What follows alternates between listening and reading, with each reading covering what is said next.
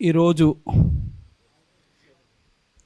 ఏదైతే అడ్డదారిలో అక్రమ మార్గంలో వచ్చిన కాంట్రాక్టు లెక్చరర్ల క్రమబద్ధీకరణ, కాంట్రాక్టు ఉద్యోగుల క్రమబద్ధీకరణ ఏదైతే ఉందో గత ప్రభుత్వం 2016లో ఒక జీవో నెంబర్ 16 తీసుకొచ్చి రాత్రికి రాత్రే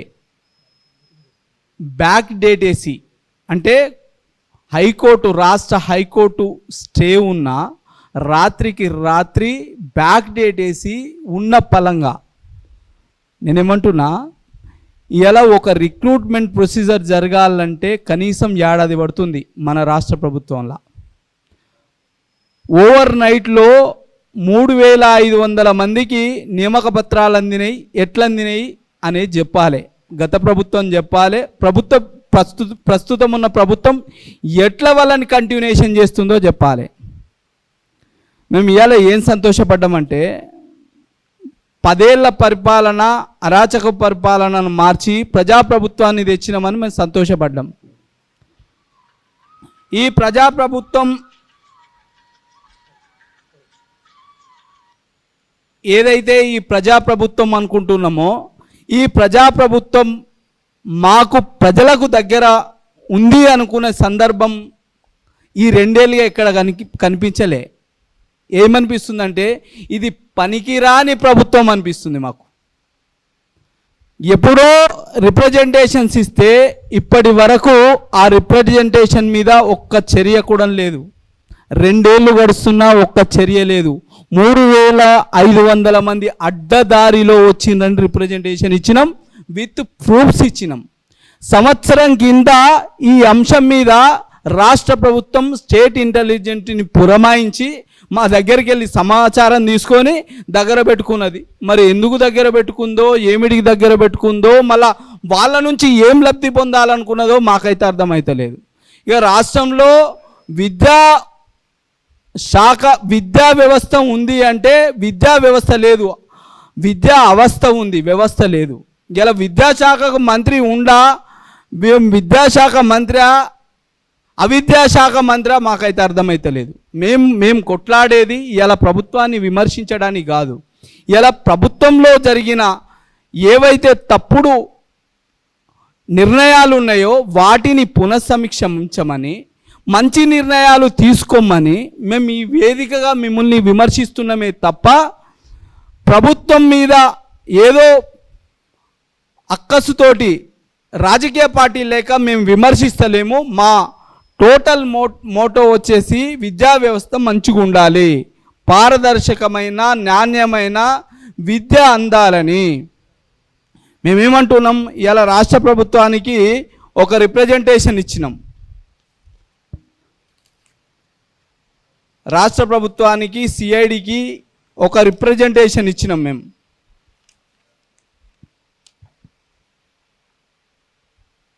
తేదీ 13/2/2024 రోజున సిఐడికి ఇచ్చినాం రిప్రజెంటేషన్.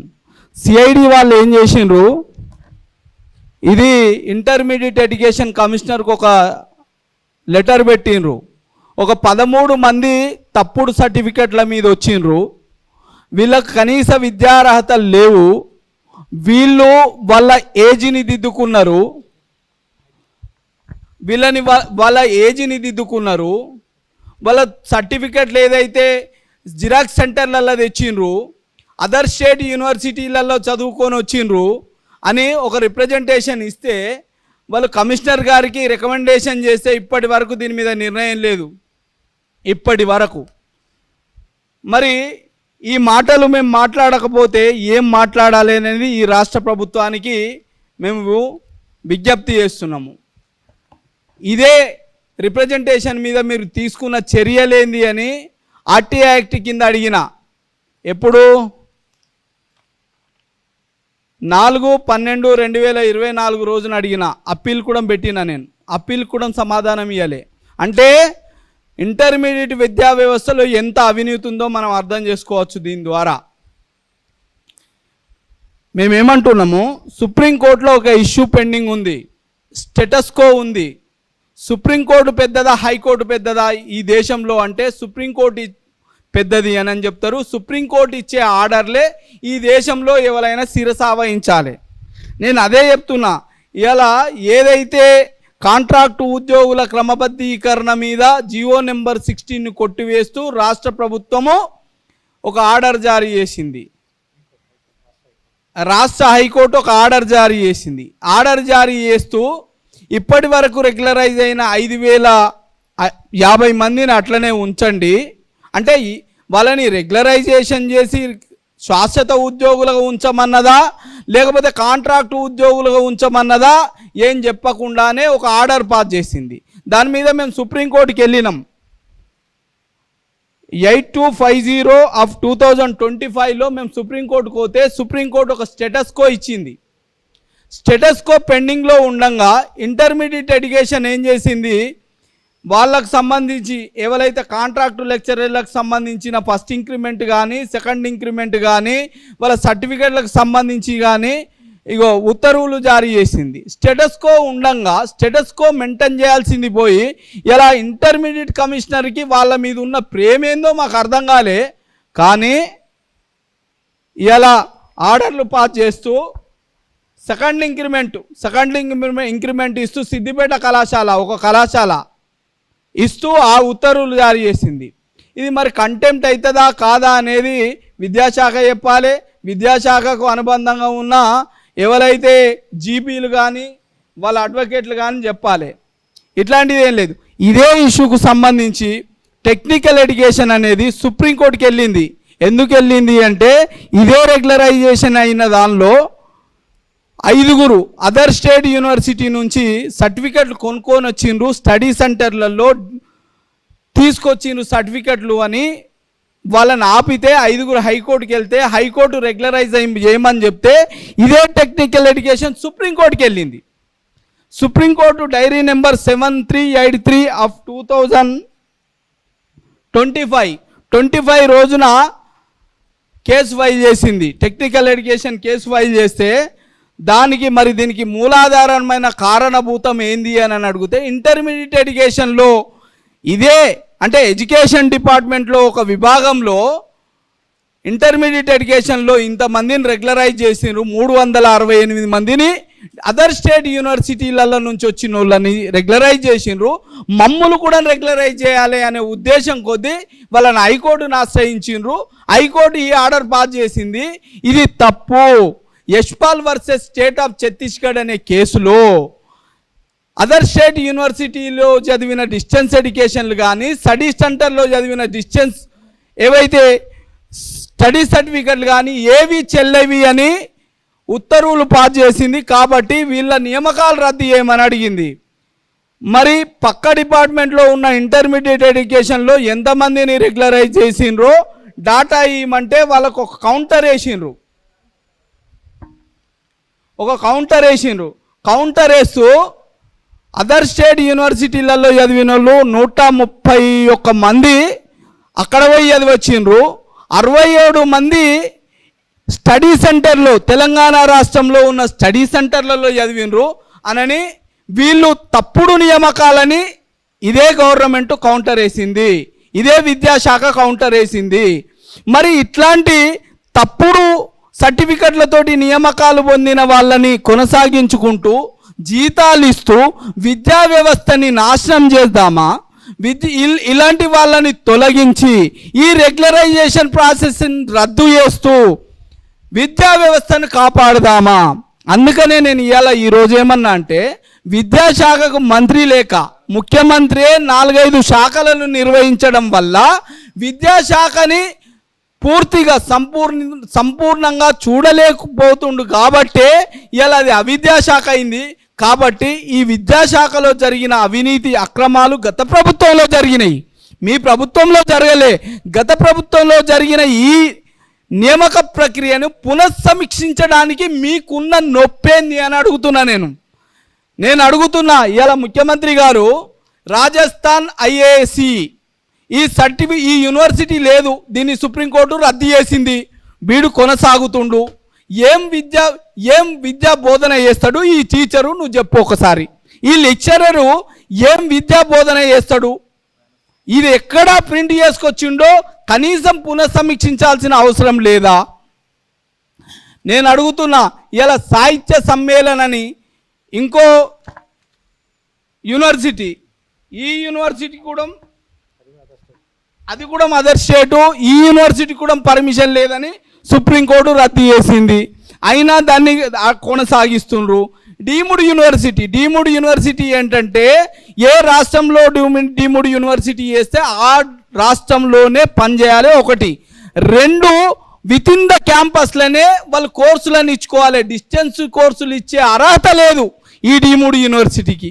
మరి ఇట్లాంటి తప్పుడు పత్రాలు పట్టుకొచ్చి, తప్పుడు సర్టిఫికెట్లు పట్టుకొచ్చి ఇలా విద్యా వ్యవస్థని విద్యా అవస్థగా మారుస్తుంటే ఏం చేస్తున్నాం మనం?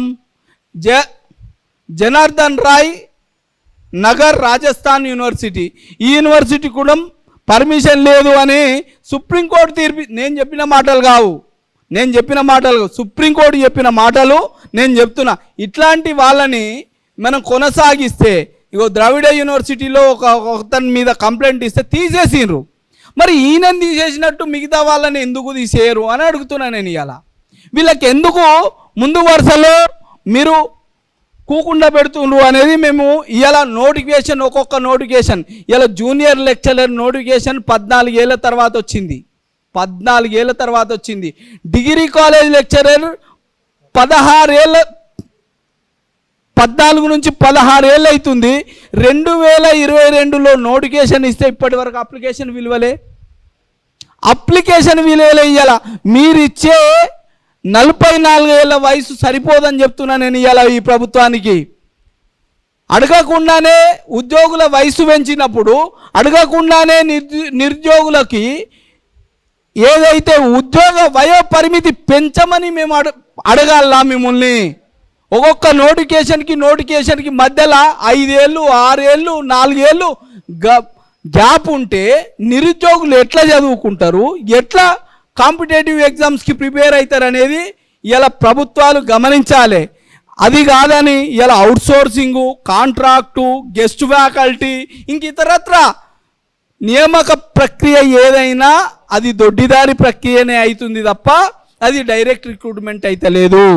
ఏ సంవత్సరానికి ఆ సంవత్సరం ఇవాళ మీరు నోటిఫికేషన్ లేసి నింపుంటే ఈ చెత్తని, ఈ పెంటని మన నెత్తి మీద పెట్టుకోవాల్సిన పనేముంది అని అడుగుతున్నా నేను. ఇవాళ ఈ పెంటని మోయడానిక మనం ఇవాళ నేను అడుగుతున్నా, ఈ రాష్ట్రంలో పోలీస్ శాఖ ఉందా నేను అడుగుతున్నా. అదే ఉత్తరప్రదేశ్ రాష్ట్రంలో క్రైమ్ను నియంత్రిస్తే మేము అప్రూవ్గా మారుతాము అని బోర్డులు పట్టుకొని గుండాలు, రౌడీలు, హంతకులు అప్రూవ్గా మారిపోతున్నారు. మరి ఈ రాష్ట్రంలో ఏం నడుస్తుంది?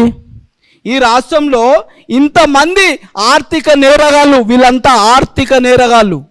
ఇలా మా సొమ్ముతోటి, పేద ప్రజలు కట్టిన సొమ్ముతోటి ఇలా జీతాలు తీసుకుంటూ, తప్పుడు సర్టిఫికెట్లతోటి, తప్పుడు నియామకాలతోటి నియామకం కాబట్ల వీళ్ళని కొనసాగిస్తుంటే విద్యా వ్యవస్థ ఎట్లా మెరుగుపడుతుంది అని నేను ఈ ప్రభుత్వాన్ని ప్రశ్నిస్తున్నా.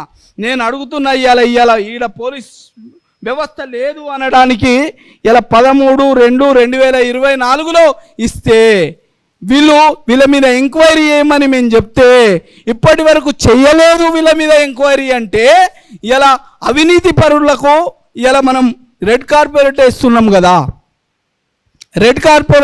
మేము అవినీతి పరులకు.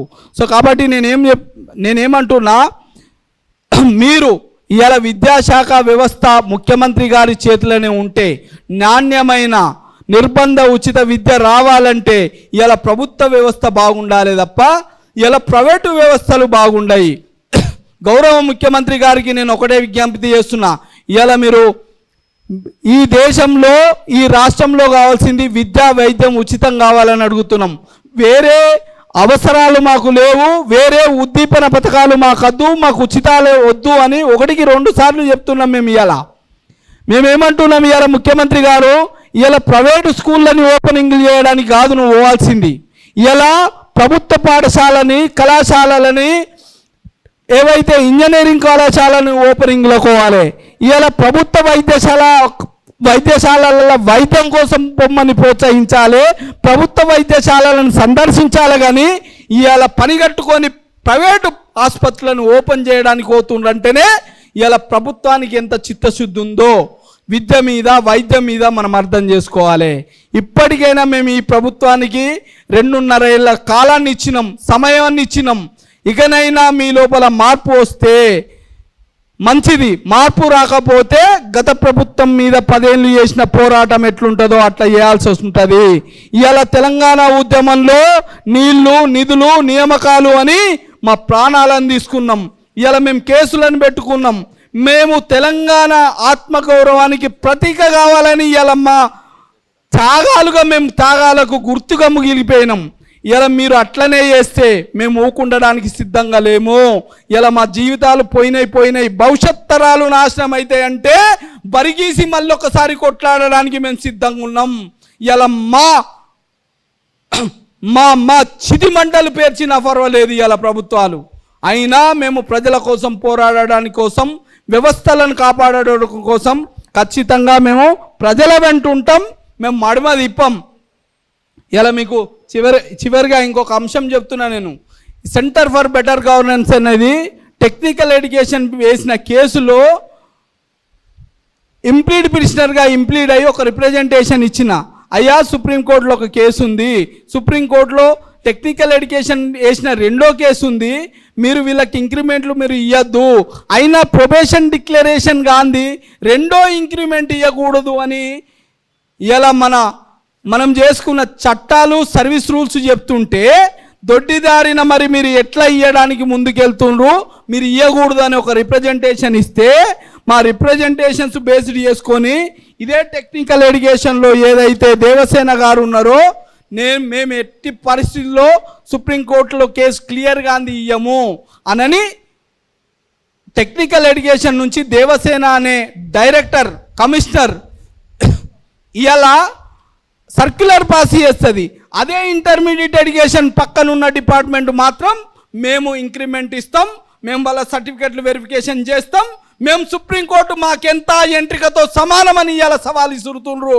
ఎందుకు అంటే ఇక్కడ అధికార బలం, ధన బలం, రాజకీయ బలం, అన్ని రకాల ఒత్తిడి ఉంది. కాబట్టి ఇలా అడ్డదారులు దొక్కి ఇలా వాళ్ళని కాపాడే ప్రయత్నం చేస్తున్నారు. లీగల్ రిపోర్ట్ ఇచ్చింది ఏది మన తెలంగాణ ఏజీ గారు ఒక లీగల్ రిపోర్ట్ ఇచ్చిండు. అయ్యా, వీళ్ళకి ఇయ్యచ్చా, మరి వీళ్ళని కాంట్రాక్ట్ ఉద్యోగులుగా మేము కన్సిడర్ చేయాలా లేదా రెగ్యులర్ ఉద్యోగులుగా కన్సిడర్ చేయాలని అంటే వీళ్ళని ఇది పునఃసమీక్ష చేయాల్సిన అవసరం ఉంది అని చెప్తూ వీళ్ళకు పునఃసమీక్ష చేయాలని ఇస్తే దీన్ని కూడా తుంగలో దొక్కిండ్రు. ఇలా దొడ్డిదారిన హైకోర్టుని అప్రోచ్ అయ్యి మాకు సెకండ్ ఇంక్రిమెంట్ ఇస్తలేరు అని ఇలా సింగిల్ బెంచ్ని అప్రోచ్ అయితే సింగిల్ బెంచ్ ఓపెన్గా నేను ఏజీ గారితో మాట్లాడినా, నేను ఇంకోళ్ళతో మాట్లాడినా అని వ్యాఖ్యలు చేయకూడదు. చట్టం ఏం చెప్తుందో ఆ ప్రాతిపదికన ఇవాళ జడ్జిమెంట్ ఇవ్వాల్సిన జడ్జి గారు ఓపెన్ స్టేట్మెంట్ ఇచ్చి ఇంక్రిమెంట్ ఇవ్వనని చెప్పిండ్రు. సో దాని మీద ఇవాళ రాష్ట్ర ప్రభుత్వం అప్పీల్కి వెళ్ళాల్సిన అవసరం ఉంది. ఇలా రాష్ట్ర ప్రభుత్వం వెళ్ళాలా, మేము వెళ్ళాలన్నా పరిస్థితి అగమ్య గోచరంగా మారింది. కాబట్టి ఇలా రాష్ట్ర ప్రభుత్వం ఖచ్చితంగా ఈ తప్పుడు నియామకాలను పునఃసమీక్ష చేసే వరకు, వాళ్ళ రెగ్యులరైజేషన్ సుప్రీంకోర్టులో జడ్జిమెంట్ వచ్చే వరకు మీరు ఆగాల్సిందే. ఆగకుండా మీరు తప్పుడు నిర్ణయాలు తీసుకుంటే సుప్రీంకోర్టులో బరాబరి కంటెంప్ట్ చేస్తాం. మీ అందరినీ సుప్రీంకోర్టు కాళ్ళ కాడ నిలబెట్టకపోతే ఇలా మేము నిరుద్యోగుల ఇన్నేళ్ళు కొట్లాడిన మా పోరాటానికి విలువనే ఉండదు. బరాబర్ సుప్రీంకోర్టు దగ్గర మేము నిలబెడతాం. మీరు ఈ రాష్ట్ర ప్రభుత్వం త్వరితగతిన, మామూలు కాదు త్వరితగతిన, ఆల్రెడీ మీ విజిలెన్స్ ఎంక్వైరీ జరిగిపోయింది, మీ దగ్గర రిపోర్ట్ ఉంది. ఈ విద్యా వ్యవస్థ బాగుపడాలి, పిల్లలకు మంచి విద్యను అందించాలంటే ఖచ్చితంగా ఈ తప్పుడు దొడ్డిదారి మార్గంలో వచ్చిన వాళ్ళని తొలగించి నూతన నియామకం మీరు చేసినట్టయితే ఖచ్చితంగా ఈ ప్రభుత్వానికి గొప్ప పేరు ముట్టగట్టుకుంటుంది, విద్యా వ్యవస్థను కాపాడిన వ్యవస్థ అవుతుంది. మీరు మంచి పనులు చేయండి, బరాబరి మీకు సహకరిస్తాం. ఇప్పుడున్న ప్రస్తుత ప్రభుత్వానికి సహకరిస్తాం. తప్పుడు పనులకు మీరు అడుగులు ఎత్తితే ఖచ్చితంగా మీ ప్రభుత్వాన్ని ఓడగొట్టేదాకా వదిలిపెట్టమని ఈ వేదికగా మీకు హెచ్చరిక చేస్తున్నాం.